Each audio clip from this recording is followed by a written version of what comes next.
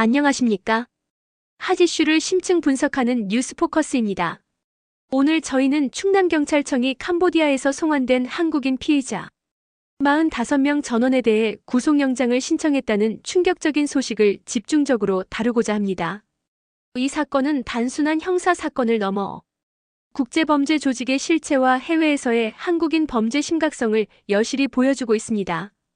특히 이번 사건은 그 규모와 피해의 심각성 면에서 전례를 찾아보기 어려운 만큼 저희 뉴스포커스 팀이 심층 취재한 내용을 토대로 사건의 전말과 향후 전망을 상세히 분석해드리겠습니다. 지금부터 약 30분간 이 사건의 모든 것을 파헤쳐 보겠습니다. 오늘 저희가 주목할 주요 쟁점은 다음과 같습니다. 첫째, 충남경찰이 구속영장을 신청한 45명의 피의자들이 어떤 혐의를 받고 있는지, 그리고 이들이 캄보디아 현지에서 어떤 범죄 행각을 벌였는지에 대한 구체적인 내용입니다. 둘째, 이들이 한국으로 송환되기까지의 과정, 특히 대한항공 전세기가 동원되었다는 점은 무엇을 의미하는지, 그리고 왜 충남경찰청이 가장 많은 인원인 45명을 담당하게 되었는지에 대한 배경을 짚어보겠습니다. 셋째, 이번 구속영장 신청이 가지는 법적 의미와 대전지방법원 홍성지원에서 진행될 구속 전 피의자 신문, 즉 영장실질심사의 중요성에 대해 심도 있게 다뤄볼 예정입니다. 마지막으로 이번 사건을 통해 드러난 국제 온라인 사기, 범죄 조직의 특징과 우리 사회가 이러한 범죄에 어떻게 대응해야 할지에 대한 해법도 함께 모색해보고자 합니다. 특히 이 사건이 우리 사회에 미치는 파장은 매우 광범위할 것으로 예상됩니다. 수많은 피해자가 발생했을 것이고 이들의 고통은 이루 말할 수 없을 것입니다. 또한 해외에서 한국인들이 조직적인 범죄를 저지르고 있다는 사실은 국가의 이미지에도 심각한 타격을 입힐 수밖에 없습니다.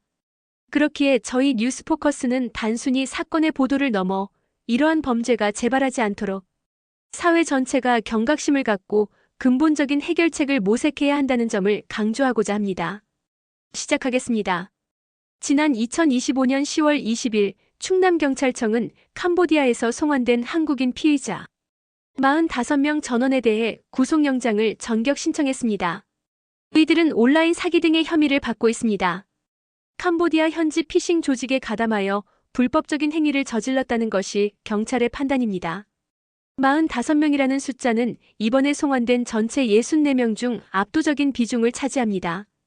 이는 단일 사건으로는 매우 이례적인 규모이며 캄보디아 내 한국인 범죄 조직의 활동이 얼마나 광범위했는지 짐작하게 합니다. 이들이 저지른 범죄의 유형은 주로 온라인 사기, 보이스피싱, 그리고 이와 연계된 불법 도박 사이트 운영 등으로 추정됩니다.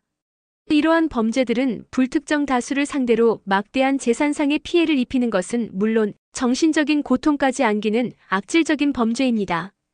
특히 주목해야 할 점은 이들이 캄보디아 현지에서 조직적으로 움직였다는 사실입니다.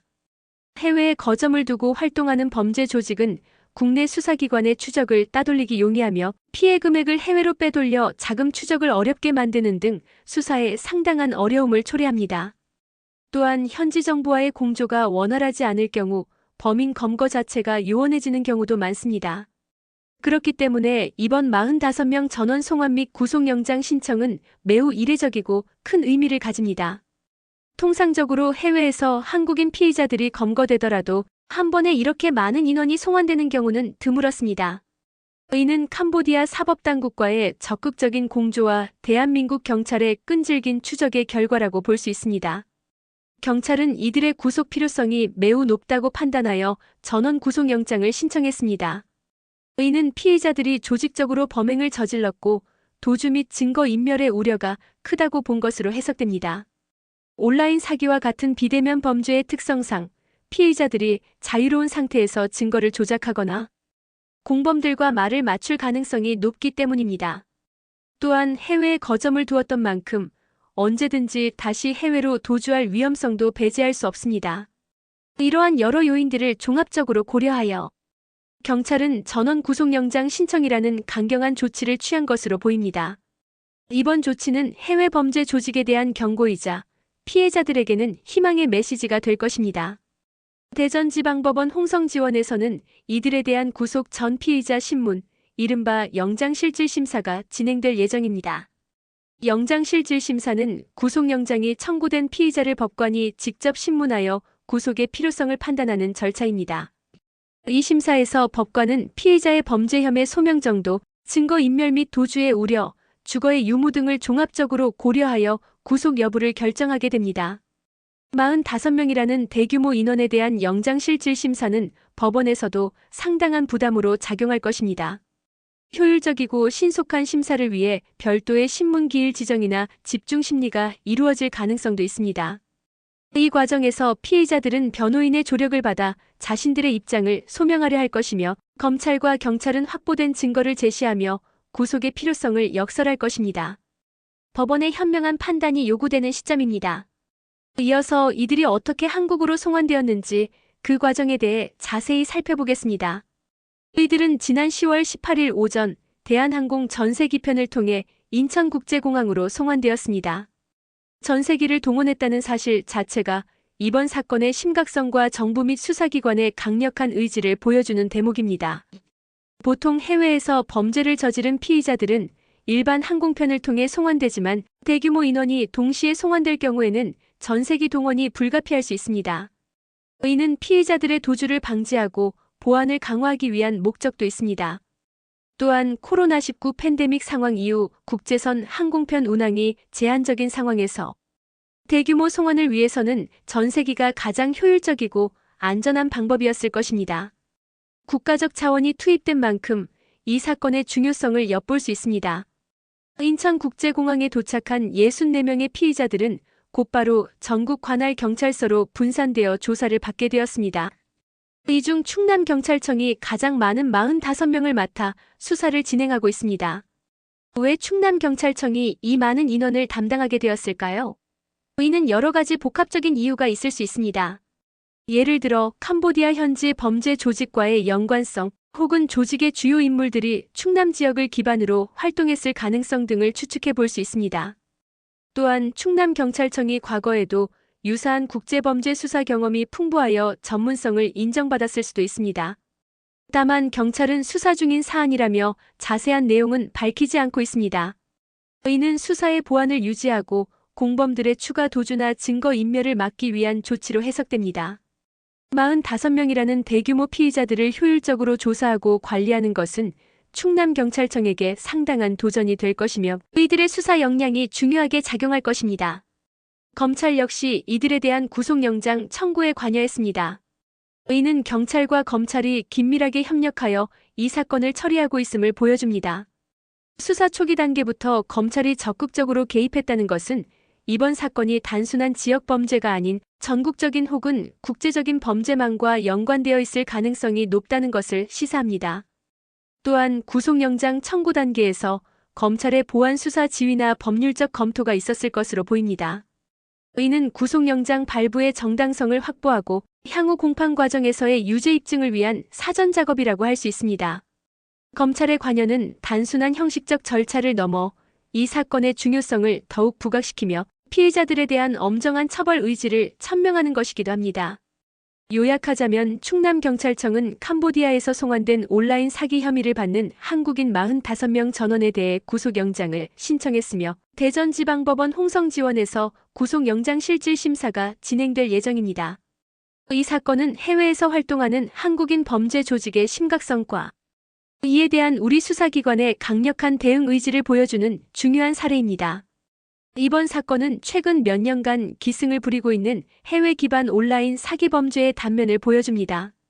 이러한 범죄 조직들은 주로 동남아시아 등 개발도상국에 거점을 마련하고 현지의 느슨한 법 집행 환경을 악용하여 범죄를 저지르고 있습니다. 이들은 주로 인터넷 메신저, SNS, 그리고 각종 웹사이트를 통해 피해자들에게 접근하며 고수익 아르바이트, 주식 투자 사기, 연애, 빙자 사기 등 다양한 수법으로 피해자들을 유혹합니다. 이러한 범죄 수법은 갈수록 교묘해지고 지능화되어 일반인들이 쉽게 간파하기 어렵다는 특징이 있습니다. 특히 최근에는 인공지능 기술을 활용하여 피해자들을 더욱 정교하게 속이는 사례도 증가하고 있어 그 심각성이 더해지고 있습니다. 이른바 딥페이크 기술을 이용해 유명인의 얼굴이나 목소리를 합성하여 사기 광고를 만들거나 AI 챗봇을 이용해 피해자들과 장기간 친밀한 관계를 형성한 후 투자를 유도하는 신종 수법까지 등장하고 있습니다. 피해자들은 초기에는 소액을 투자하여 수익을 얻는 것처럼 보여지지만 결국에는 모든 재산을 잃게 되는 경우가 부지기수입니다. 또한 이들은 피해자들에게 추가적인 금전을 요구하며 협박하거나 대출을 받도록 유도하는 등 악랄한 수법을 사용하기도 합니다. 이러한 범죄는 단순한 금전적 손실을 넘어 피해자들에게 심각한 정신적 충격과 사회적 고립감을 안겨주어 그들의 삶을 송두리째 파괴하는 결과를 낳기도 합니다. 이번 45명 송환 및 구속영장 신청 사건은 이러한 해외 기반 온라인 사기 범죄에 대한 우리 수사기관의 강력한 단속 의지를 보여주는 중요한 사례입니다. 하지만 문제는 이와 같은 조직이 하나만 있는 것이 아니라는 점입니다. 수많은 유사 조직들이 여전히 해외 각지에서 활동하고 있으며 새로운 수법을 개발하여 피해자들을 양산하고 있습니다. 그렇다면 우리는 이러한 국제범죄에 어떻게 대응해야 할까요? 가장 먼저 필요한 것은 국제공조의 강화입니다. 이번 사건처럼 캄보디아 현지에서 피해자들을 검거하고 한국으로 송환하는 과정은 현지 정부와의 긴밀한 협력이 없이는 불가능합니다. 외교부, 법무부, 경찰청 등 관련 기관들이 유기적인 협력 체계를 구축하고 국제형사 사법공조를 더욱 활성화해야 합니다. 특히 인터폴 등 국제형사경찰기구와의 협력 강화는 해외 범죄 조직의 네트워크를 파악하고 주요 인물들을 검거하는 데 필수적입니다. 또한 해외 주재, 한국 대사관 및 영사관의 역할도 매우 중요합니다. 현지 정보 수집 및 현지 사법 당국과의 소통 창구 역할을 수행함으로써 우리 국민의 피해를 예방하고 범죄자 검거에 기여할 수 있습니다. 두 번째로는 국민들의 예방 교육과 홍보를 강화해야 합니다. 아무리 수사기관이 노력하더라도 범죄를 예방하는 가장 확실한 방법은 국민 스스로가 이러한 범죄 수법에 넘어가지 않는 것입니다. 고수익을 미끼로 한 투자 권유, 개인정보를 요구하는 문자 메시지, 불확실한 해외 취업 제한 등 의심스러운 상황에 직면했을 때는 반드시 관련 기관에 확인하고 쉽게 개인정보를 노출하거나 송금을 해서는 안 됩니다. 특히 노년층이나 사회초년생 등 범죄에 취약한 계층에 대한 맞춤형 교육이 필요합니다. 학교 교육과정에 금융 사기 예방 교육을 포함시키고 노인복지관 등에서는 정기적인 범죄 예방 강좌를 개설하여 모든 세대가 범죄의 위험성을 인지하고 대처할 수 있도록 해야 합니다. 언론 역시 이러한 범죄 수법을 적극적으로 보도하고 경각심을 일깨우는 역할을 해야 할 것입니다. 세 번째로는 관련 법규 정비와 제도 개선이 시급합니다. 해외에 서버를 두고 활동하는 범죄 조직에 대한 처벌을 강화하고 피해자 구제를 위한 법적 장치를 마련해야 합니다. 현재의 법률로는 해외에서 이루어지는 범죄에 대한 수사 및 처벌에 한계가 있는 경우가 많습니다. 국제사법공조를 통해 확보된 증거의 국내 재판에서의 효력을 높이고 범죄인 인도 청구 절차를 간소화하는 등의 법적 개선이 필요합니다. 또한 범죄 수익을 신속하게 동결하고 환수할 수 있는 제도적 기반을 마련하여 범죄자들이 범죄를 통해 얻은 이득을 누리지 못하게 해야 합니다. 이를 통해 범죄 유인을 근본적으로 제거할 수 있습니다. 피해자들의 신속한 피해 복구를 위한 지원 시스템 구축 또한 매우 중요합니다. 정신적, 경제적 고통을 겪는 피해자들이 정상적인 생활로 돌아올 수 있도록 심리 상담, 법률 지원, 경제적 지원 등을 아끼지 말아야 합니다. 이번 사건은 단순한 한두 명의 범죄 행각이 아닌 조직적인 범죄의 결과물입니다. 그렇기에 수사당국은 개별 피해자들의 혐의를 밝히는 것을 넘어 이들을 배후에서 조종한 총책과 조직 전체의 구조를 파악하는 데 주력해야 할 것입니다. 45명의 피해자들을 조사하는 과정에서 얻게 될 정보들은 이러한 상부 조직을 밝혀내는 데 결정적인 단서가 될 수 있습니다. 이 과정에서 금융거래 내역, 통신 기록, 디지털 포렌식 자료 등 다양한 증거를 확보하여 조직의 실체를 낱낱이 파헤쳐야 합니다. 수사 과정에서 피해자들이 자신들의 혐의를 부인하거나 서로 책임을 전가하는 상황도 발생할 수 있습니다. 하지만 경찰과 검찰은 명확한 증거와 진술을 확보하여 이들의 범죄 행각을 낱낱이 밝혀내야 할 것입니다. 또한 이들이 저지른 범죄로 인해 발생한 피해 규모를 정확히 파악하고 피해자들에게 실질적인 구제가 이루어질 수 있도록 노력해야 합니다. 피해 규모가 크고 피해자가 다수인 사건의 경우 집단 소송이나 국가 차원의 피해 지원 방안도 적극적으로 검토되어야 할 것입니다. 이번 충남경찰청의 45명 전원 구속영장 신청은 해외에서 활개 치는 한국인 범죄 조직에 대한 강력한 경고 메시지입니다. 더 이상 해외는 범죄의 도피처가 될 수 없으며 언젠가는 반드시 법의 심판을 받게 될 것이라는 분명한 메시지를 던지고 있습니다. 하지만 이 하나의 사건으로 모든 문제가 해결되는 것은 아닙니다. 지속적인 관심과 노력을 통해 국제범죄 척결에 힘써야 할 것입니다. 정부, 수사기관, 그리고 국민 모두가 한마음으로 협력할 때 비로소 안전한 사회를 만들 수 있을 것입니다. 오늘 뉴스포커스에서는 캄보디아에서 송환된 한국인 피의자 45명에 대한 구속영장 신청 사건을 심층적으로 다뤘습니다. 이 사건이 우리 사회에 던지는 메시지를 되새기며 국제범죄에 대한 경각심을 높이는 계기가 되기를 바랍니다. 저희는 앞으로도 이 사건의 진행 상황을 예의주시하며 새로운 소식이 있을 때마다 신속하고 정확하게 전달해 드리겠습니다. 시청해 주셔서 감사합니다.